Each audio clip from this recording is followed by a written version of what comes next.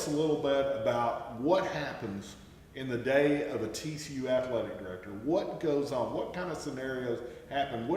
You get up in the morning? What time do you get up? What goes on?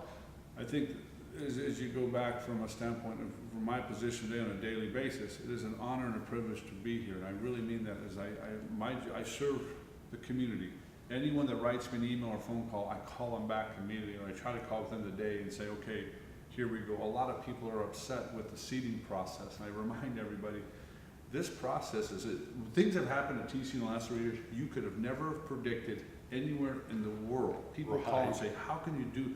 You've been in 3 different conferences. You built a brand new stadium. You resat a stadium, and people say, but the decisions we made were based on we're in the Mountain West. Here's what we're building. Here's how we're going to seat it. We went from 12,000 season ticket holders to 32,000. Wow. It's amazing in this period of time. We've had to, when you raise, you had 6 people give you $15 million, and we're one of those suites. But you can't forget that we also had other people give us 1, 2, and 5 million to equal 165. Wow. Then you have a club and all these things that you have to do, and TCU is such an unbelievable place, and people care for each other. Yet it's their passion, my business. I have to run it as a business.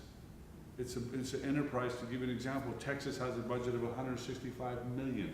Oklahoma's at 90. Oklahoma State's at 63. Kansas at 72. We have to get there. But as you're running your passion and what you believe and love, I have to run it as a business to make sure that we have the dollars necessary to compete against those people. So sometimes my decisions are not going to be the most popular, but I'm not doing ever to get anybody mad. It's okay, here's what we're trying to do, because right now we have to, if we're going to ask our coach to compete where we want to compete, we have to give him the resources.